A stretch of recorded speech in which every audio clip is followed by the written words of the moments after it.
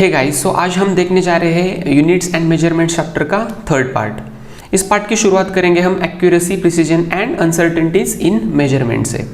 चलो सबसे पहले देखते हैं एक्यूरेसी क्या है।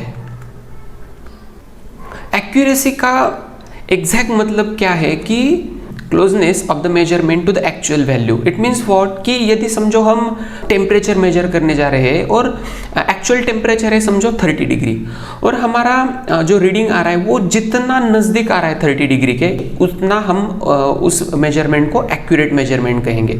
सिंपली एक्यूरेसी जो है वो किस चीज़ पे डिपेंड है कि हम कौन सा इंस्ट्रूमेंट यूज़ कर रहे हैं, उस इंस्ट्रूमेंट की क्वालिटी क्या है, that person how much carefully taking the readings, इन सब चीज़ों पे एक्यूरेसी डिपेंड है। नेक्स्ट पार्ट देखेंगे प्रिसीजन। प्रिसीजन का मतलब ये है कि एक पर्टिकुलर हमारा रीडिंग आ रहा है समझो, और यदि वो बार बार रिपीट हो रहा है तो हम कहते हैं कि वो जो कुछ भी मेजरमेंट है हमारा वो है प्रिसीजन वाला measurement. So simply we can define precision if the observations have reproducible results then that particular measurement is called as precision measurement. और एक सिंपल बात समझनी है कि एक्यूरेसी और प्रिसीजन ये दोनों अलग चीजें हैं, ये एक साथ एग्जिस्ट कर सकती है। या तो फिर एक मेजरमेंट एक्यूरेट हो सकता है, प्रिसीजन वाला नहीं हो सकता, या तो फिर एक मेजरमेंट प्रिसीजन वाला हो सकता है, एक्यूरेट नहीं हो सकता, या तो फिर एक measurement with accuracy and precision also हो सकता है। नेक्स्ट टॉपिक हम देखने जा रहे हैं अनसर्टेनिटीज इन मेजरमेंट्स। सो जो अनसर्टेनिटीज इन मेजरमेंट है वो बेसिकली किन चीज़ों पे डिपेंड है वो डिस्कस करेंगे हम। बेसिकली ये अनसर्टेनिटीज इन मेजरमेंट्स है क्या? अनसर्टेनिटीज इन मेजरमेंट का मतलब ये है कि एक्चुअल वैल्यू से कितना डेविएट कर रही है हमारी मेजरमेंट, या तो फिर कम प्रिसीजन वाली हो, कम एक्यूरेट हो, ये सब चीज़ें कहलाती है uncertainties in measurement. So because of what this uncertainties in measurements occur, that we are going to see. The very first thing because of which uncertainties in measurements occur is quality of instrument used. If the instrument which we are going to use is not accurate, then of course there will be more uncertainties in the measurement. Next जो बात है वो है skill of person. If the person who is operating the instrument is not skilled और वो कोई गलतियाँ कर रहा है तो definitely uncertainties आएगी measurement में। थर्ड जो बात है वो है मेथड ऑफ मेजरमेंट। यदि वो पर्सन स्टैंडर्ड प्रोसीजर छोड़ के कोई दूसरी प्रोसीजर अडॉप्ट कर रहा है तो डेफिनेटली वहाँ पे अनसर्टेनिटीज आएगी मेजरमेंट में। और लास्ट पॉइंट है external and internal factors. External और इंटरनल फैक्टर्स ये बात एकदम साफ है कि कितना भी करें हम थोड़ी बहुत एरर्स तो आने वाली है मेजरमेंट में।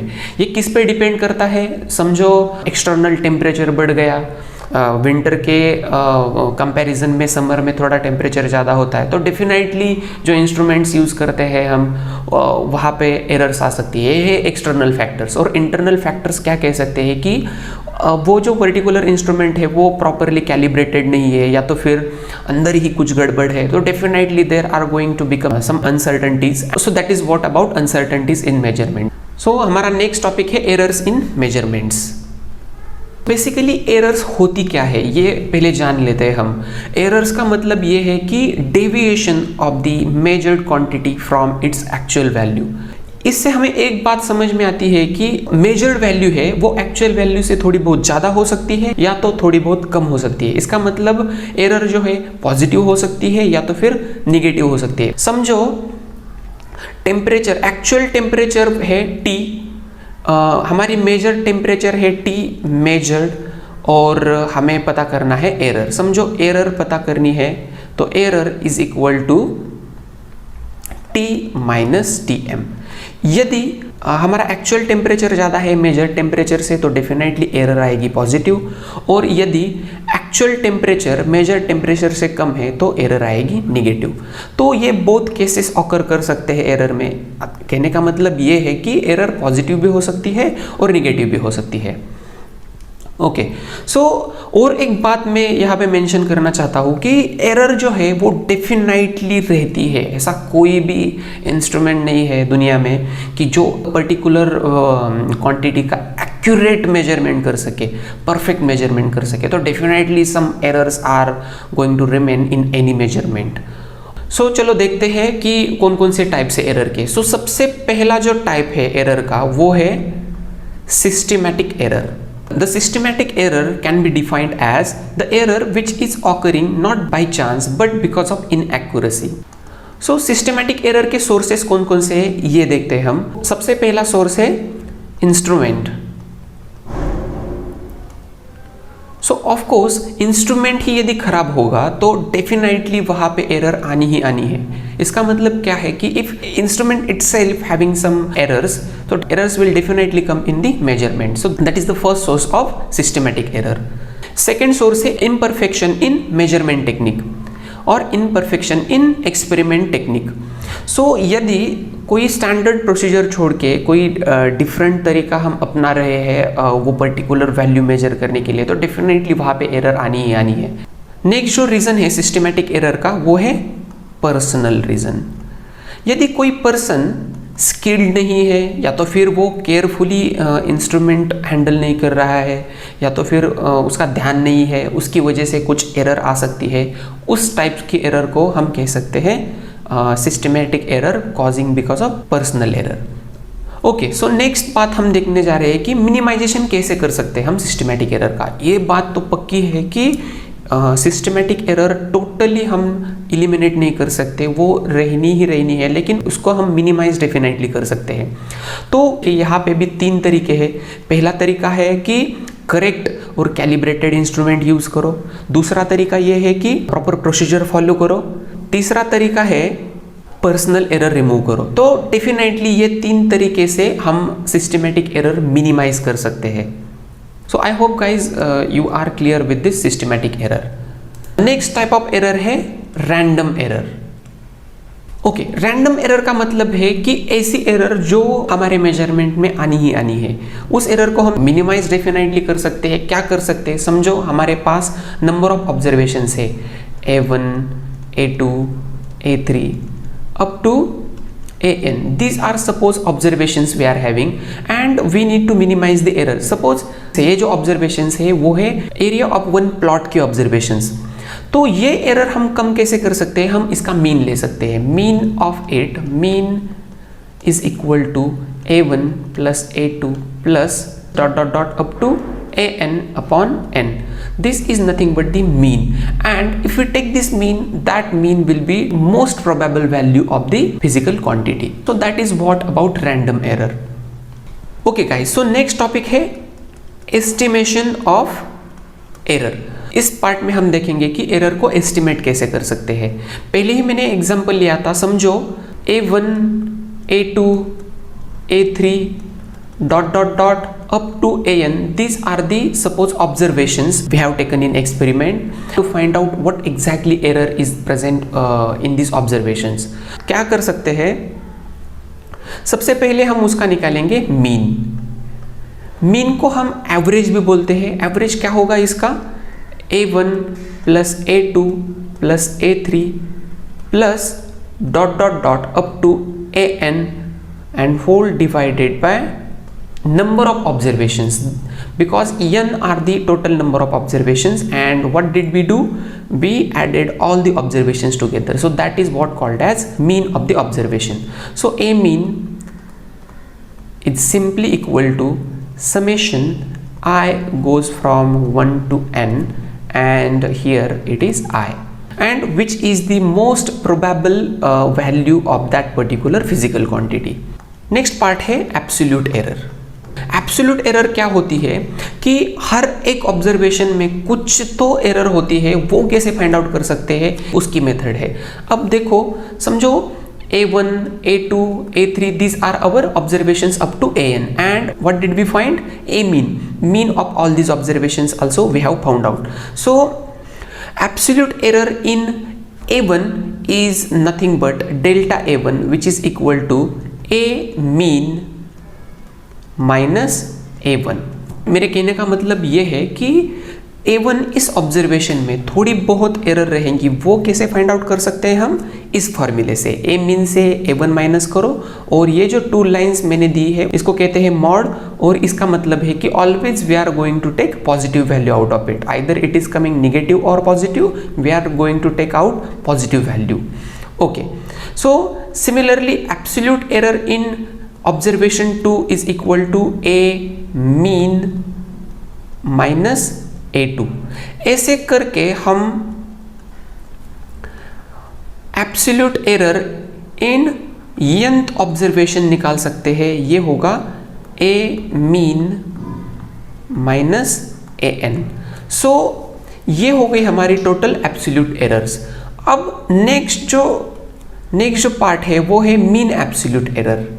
मीन एब्सोल्यूट एरर, ये जो मीन एब्सोल्यूट एरर है वो क्या है वो देखेंगे अब हम. मीन एब्सोल्यूट एरर का मतलब ये है कि delta A mean is equal to summation of absolute errors in the all the observations divided by total number of observations. So therefore delta A1 plus delta A2 plus up to delta AN divided by total number of observations Rn. This is nothing but the mean absolute error. So delta AM could be written as I goes from 1 to n, and here it will be delta AI. It is similar to mean value. Only difference is here we are adding all absolute errors and here we are adding all the observations. Okay, so that is what about mean absolute error. So ये हो जाने के बाद हम निकालेंगे most probable value. That value A is equal to A mean plus minus delta AM. So ये मिल जाएंगी हमें वैल्यू हमारे ऑब्जर्वेशन की. तो ये वैल्यू होगी most probable value of that observation. Relative error का भी फॉर्मूला देखेंगे हम. रिलेटिव एरर का मतलब है mean absolute error divided by arithmetic mean. और यदि हम परसेंटेज एरर फाइंड आउट करना चाहते हैं तो क्या करेंगे? Delta AM divided by AM into 100. इसका मतलब mean absolute error to the mean value into 100, that is nothing but the percentage error. Okay guys, so हमारा नेक्स्ट टॉपिक है कॉम्बिनेशन ऑफ एरर्स. नाउ हमने ये तो देखा कि एरर्स क्या होती है और डिफरेंट टाइप्स की एरर्स क्या है, उसको मिनिमाइज कैसे किया जा सकता है. अब इस टॉपिक में देखेंगे हम कि कॉम्बिनेशन ऑफ एरर्स क्या होता है. ये समझने के लिए हम एक इक्वेशन लेते हैं. समझो F is equal to mass into acceleration, that is first formula we are going to see, and second formula is equal to V is equal to U plus AT. Okay, example के लिए हमने ये दो equations लिए हैं. पहला equation है force is equal to mass into acceleration, और दूसरा इक्वेशन है velocity is equal to final velocity is equal to initial velocity plus acceleration into time. पहले देखेंगे इस इक्वेशन को, force is equal to mass into acceleration. समझो पहले सिर्फ मास में एरर है और एक्सेलरेशन में एरर नहीं है, तो फोर्स में एरर रहेगी. यदि समझो दूसरे केस में एक्सेलरेशन में एरर है और मास में एरर नहीं है, तभी भी फोर्स में एरर रहेगी. और तीसरे केस में मास और एक्सेलरेशन इन दोनों में समझो एरर है, तो डेफिनेटली फोर्स में ज़्यादा एरर रहेगी. When two physical quantities come together with errors in both the physical quantities, then definitely they are going to lead more error in the outcome. So that is what we are going to see in this topic. इस equation से भी कुछ समझ में आ सकता है हमें. इस इक्वेशन को देखेंगे तो समझ में आएगा कि यहाँ पे एडिशन है. ये समझो एक ही क्वांटिटी है और ये दूसरी क्वांटिटी है. इन दोनों में यदि एरर है तो ज़्यादा एरर रहेगी इस फाइनल क्वांटिटी में. सबसे पहली केस देखेंगे हम, error in sum and difference. यदि हम टू फिजिकल क्वांटिटीज को ऐड या सब्सट्रैक्ट करते हैं तो वहां पे एरर एग्जैक्टली कैसे ऐड करनी चाहिए वो देखना है एक्चुअली हमें. चलो देखते हैं. समझो Z is one physical quantity which is outcome of A and B. A suppose has been measured as A plus minus delta A, B suppose has been measured as B is equal to B plus minus delta B and Z is equal to Z plus minus delta Z. Z plus minus delta Z is equal to A plus minus delta A plus B plus minus delta B. Okay, ये equation मिलेगा हमें। हमने क्या किया है, सिर्फ ये जो मेजर्ड वैल्यूज है ए बी और जेड की, ये रख दी है हमने ऊपर के इक्वेशन में। Okay, what would be the next step? Z plus minus delta Z is equal to A plus B in one bracket plus minus in other bracket delta A plus minus delta B. Okay, so यहाँ पे देख सकते हैं हम, यहाँ पे z है, यहाँ पे a प्लस बी है। हम इस z को एज इट इज लिखेंगे plus minus delta z is equal to this z because a plus B is nothing but z from equation number 1. So in the place of this a plus B we have put z. So next thing is plus minus delta a plus minus delta b. Okay, so ये z और ये z cancel हो जाएगा. So what is the outcome? Plus minus delta z is equal two plus minus delta a plus minus delta b. तो यदि ये हमारा final equation है तो यहाँ पे 4 पॉसिबिलिटीज हो सकती है टोटल. कौन सी पॉसिबिलिटीज हो सकती है? पहली पॉसिबिलिटी हो सकती है delta z is equal to delta a plus delta a plus delta b. Second possibility हो सकती है plus delta a minus delta b. Third possibility हो सकती है minus delta a plus delta b. And fourth possibility हो सकती है minus delta a minus delta b. Out of these 4 possibilities, which possibility will give us maximum value that we are going to choose? So this is the possibility which will give us maximum error present in the summation of the two physical quantities. So definitely we are going to take this one, and ultimately we will write that delta z is equal to delta a plus delta b. So addition में simply हमें ये equation मिलता है, और simply हम कह सकते हैं कि यदि 2 फिजिकल क्वांटिटीज हम ऐड कर रहे हैं तो आने वाले आउटकम में क्या एरर होगी? Error present in a plus error present in b. So that is what the error in sum, and you need to keep in mind that error in difference also comes same. So error in difference will also be same. Delta z is equal to delta a plus delta b. Actually ये हम solve करेंगे equation, इसकी जगह सिर्फ हमें negative sign लेना पड़ेगा और ये सब सॉल्व करेंगे तो फाइनली हमें यही इक्वेशन मिलेगा, और इसमें से मैक्सिमम पॉसिबिलिटी निकालेंगे और मैक्सिमम पॉसिबिलिटी यानी कि मैक्सिमम एरर मिलेंगे हमें delta A plus delta B, और डिफरेंस में भी सेम ही एरर होंगी जितनी सम में होगी. So that is what about combination of errors in sum and difference. Now let's go to the combination of error in product. अब हम देखेंगे कि प्रोडक्ट में कॉम्बिनेशन ऑफ एरर्स क्या होती है. समझो z is equal to a into b, that is equation number 1, and a is measured as a plus minus delta a, b is measured as b plus minus delta b, and z is equal to z plus minus delta z. तो according to our equation number 1, what will be our next equation? Z plus minus delta z is equal to a plus minus delta a into b plus minus delta b. Okay, so सीधा multiplication करेंगे हम यहाँ a into B A B plus minus a into delta B a into delta B plus minus b into delta a और plus minus delta A into delta B.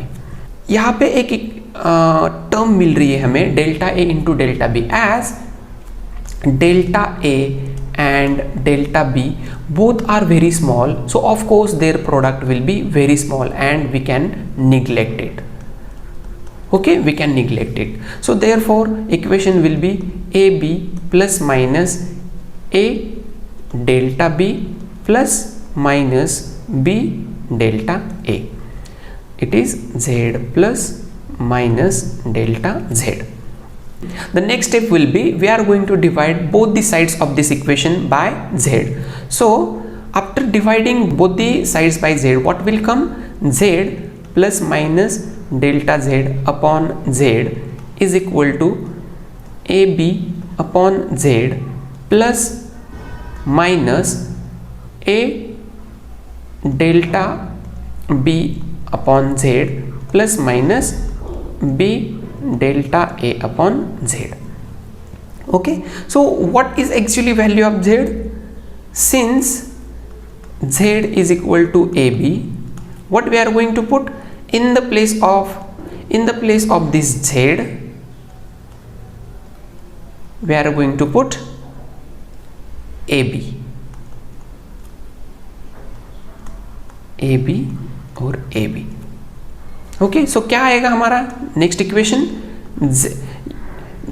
z upon z plus minus delta z upon z is equal to, यहाँ पे A B cancel हो जाएगा, 1 plus minus यहाँ पे ए cancel हो जाएगा, आएगा delta b upon b plus minus यहाँ पे b कैंसिल हो जाएगा, आएगा delta a upon a. So यहाँ पे भी z कैंसिल हो जाएगा, आएगा 1 plus minus delta z upon z is equal to 1 plus minus delta a upon a plus minus delta b upon b. As this 1 present on both the sides, we can just cancel it, and what will be our outcome? Our outcome will be delta z upon z is equal to delta a upon a plus minus delta b upon b. Now यहाँ पे आप यदि ध्यान से देखोगे तो यहाँ पे भी हम 4 कॉम्बिनेशंस ले सकते हैं. Out of this 4 combinations, which combination will give us maximum error? The combination I am going to write over here. So delta z upon z, delta z upon z is equal to delta a upon a plus delta b upon b. So this is what maximum error in the case of product of two physical quantities. If suppose there are 3 physical quantity present, a into b into c, then what will be the error? What will be the error in z? Relative error in z is equal to delta a upon a plus delta b upon b plus delta c upon c. So that is what the generalized equation of the error when 2 or more physical quantity multiply to each other, then error in the product will be this one. अब हम देखेंगे कि division में error exactly क्या होती है. Division का case लेंगे हम. समझो z is equal to a upon b. यहाँ पे भी हमें क्या करना पड़ेगा? z plus minus delta z is equal to a plus minus delta a by बाय b plus minus delta b. यदि हम ये इक्वेशन सॉल्व करते हैं तो सेम केस आएगी, हमें 4 कॉम्बिनेशंस मिलेंगे और उस 4 कॉम्बिनेशंस में से मैक्सिमम एरर रहेगी delta z upon z is equal to delta a upon a plus delta b upon b. So इसका मतलब ये है कि प्रोडक्ट और डिवीजन में जो कंबाइंड एरर आएगी वो सेम ही आएगी, क्योंकि हम मैक्सिमम वैल्यू ही सिर्फ ले रहे हैं. So that is what about combination of errors in product and division. So now we are going to see next part, combination of errors in power और इंडेक्स। ओके, इस case में error क्या होगी ये देखेंगे हम अभी। समझो z is equal to a cube is the equation, तो क्या होगा, z is equal to a into a होगा। प्रोडक्ट के केस में जो हमने एरर निकाली थी वो अप्लाई कर सकते हैं यहाँ पे। So delta z upon z is equal to delta a upon a plus delta a upon a plus delta a upon a। So relative error in outcome is equal to 3 times the relative error in A. So that is what the equation. If we have to generalize this concept, and equation is a raised to p b raised to q and c raised to r is the given equation, then what will be the relative error in Z?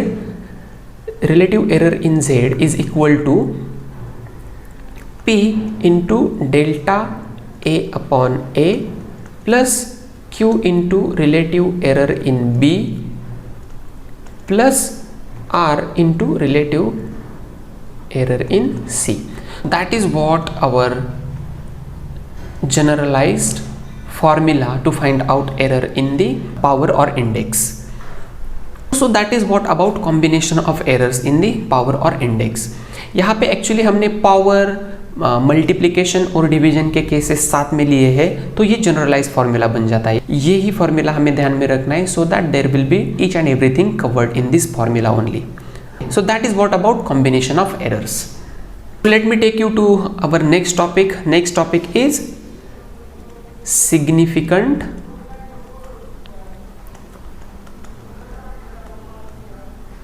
figures. Significant figure is nothing but the important figures basically. हम particular physical quantity major करने के लिए कौन सा instrument major कर रहे हैं और उस पर्टिकुलर इंस्ट्रूमेंट का लिस्ट काउंट कितना है। जितना कम लिस्ट काउंट होगा उतना ज़्यादा एक्यूरेट रिजल्ट आएगा, उतने ज़्यादा सिग्निफिकेंट फिगर्स मिलेंगे, और जितना कम लिस्ट काउंट होगा उतने कम सिग्निफिकेंट फिगर मिलेंगे। समझो ये रूलर स्केल है, ये रूलर स्केल हमने यूज की है measurement of length of one rod. यहाँ पे आप देख सकते हैं कि 0 से 1 ये है 1 सेंटीमीटर, और 1 सेंटीमीटर के हमने क्या किए, 10 इक्वल पार्ट्स किए। इसका मतलब क्या है, 1 centimetre is equal to 10 mm। Minimum distance कितना मेजर कर सकते हैं यहाँ पे, 1 mm। 1 mm is nothing but 0.1 centimetre. So 0.1 centimetre क्या हो गया, इसका least count. Okay, least count simply हम उसको बोलते हैं LC। तो ये जो स्केल देख रहे हैं आप यहाँ पे, इसका लिस्ट काउंट है 0.1 सेंटीमीटर। समझो ये स्केल हम यूज कर रहे हैं एक रॉड की लेंथ मेजरमेंट करने के लिए, उसमें लिस्ट काउंट कितना मिलेगा, 0.1 सेंटीमीटर का मिलेगा। इसका मतलब यदि इससे ज़्यादा लिस्ट काउंट वाला इंस्ट्रूमेंट यूज़ किया तो वो ज़्यादा एक्यूरेट वैल्यू देगा उस रॉड की लेंथ की, और इससे कम लिस्ट काउंट वाला इंस्ट्रूमेंट कम एक्यूरेट वैल्यू देगा इससे भी। सो that is what concept of list count. So now let us से L1 is the length of rod which is suppose 10.4 centimeter, and L2 is the length of rod, suppose it is 10.5 centimetre. तो mean length कितनी होगी, LM is equal to L1 plus L2 upon 2 which will be 10.4 plus 10.5 upon 2 and LM will be 10.45 centimetre. So यहाँ पे आप देख सकते हैं ये जो मीन लेंथ आई है हमारी उस रॉड की, जो भी रॉड की हमने लेंथ मेजर की है उसकी मीन लेंथ आई है 10.45, बट यहाँ पे जो लेंथ आई है वहाँ पे देख सकते हैं डेसिमल पॉइंट के बाद 2 डिजिट्स है। ये 2 डिजिट्स हमें यहाँ पे सर्टन नहीं है। इसका मतलब क्या है कि इसके सिग्निफिकेंट फिगर्स कितने हैं, ये एक, ये दूसरा, और हम उसमें एक मिलाते हैं, ये तीसरा। इसका मतलब यहाँ पे जो सिग्निफिकेंट फिगर्स है ये है 3। Okay, so that is what the concept of significant figures. और सिग्निफिकेंट फिगर के कुछ रूल्स है, वो रूल्स हम देखेंगे। Rules of significant figures. पहला रूल है all non zero numbers are significant. इसका मतलब ये है कि कहीं पे भी नॉन जीरो नंबर यदि प्रेजेंट होता है तो वो नंबर कहलाएगा significant digit. For an example के तौर पे हम लेंगे v is equal to volume of cube is equal to suppose 55.325 metre cube. Suppose volume of the cube is 55.325 metre cube. इसका मतलब क्या है, यहाँ पे एक भी जीरो डिजिट नहीं, इसका मतलब all the digits are significant, so significant digits are 5। Second rule is all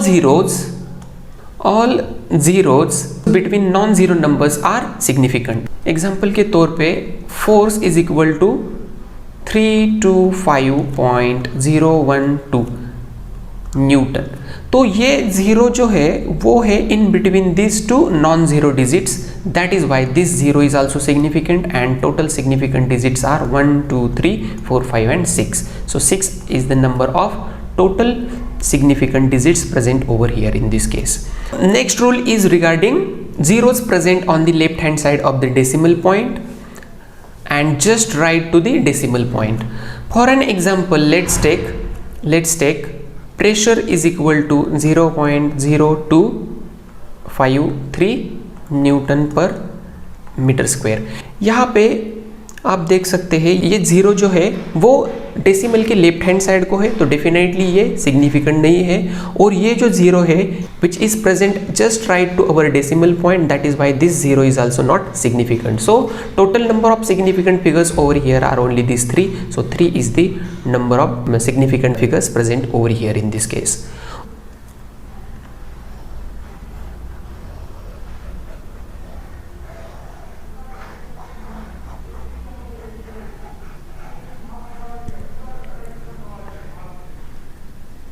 Okay, fourth rule is regarding zeros present on the right hand side of non-zero number.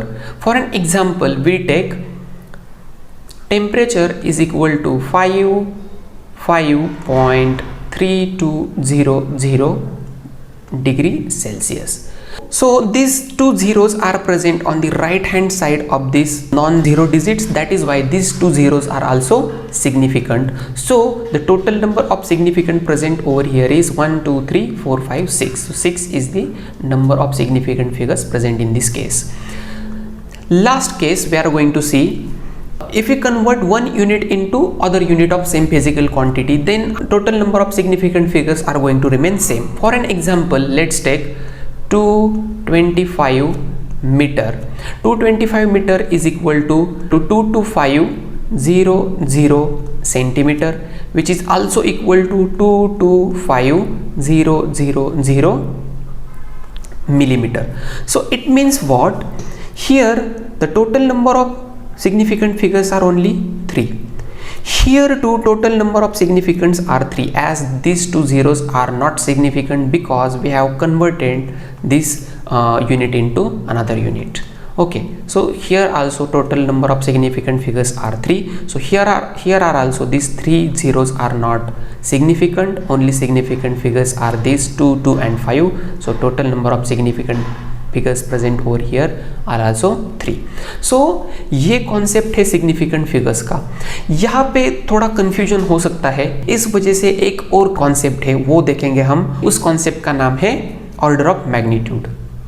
Order of magnitude.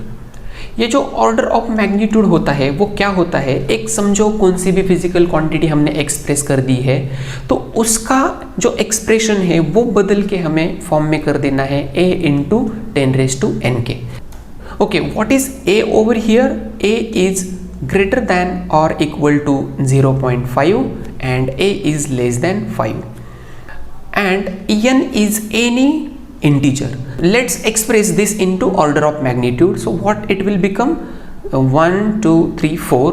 So 2.25 into 10⁻4 metre. यहाँ पे order of magnitude है 10⁻4. इस case में देखेंगे 1 2 3 4 5 तो 2.25 into 10⁵ metre. सो यहाँ पे order of magnitude हुआ 10⁵. Let's take an another example. Radius of earth is equal to 6400 kilometer, which we can convert into meter. 6400,000 meters. So of course it will be 1 2 3 4 5 6 and 7.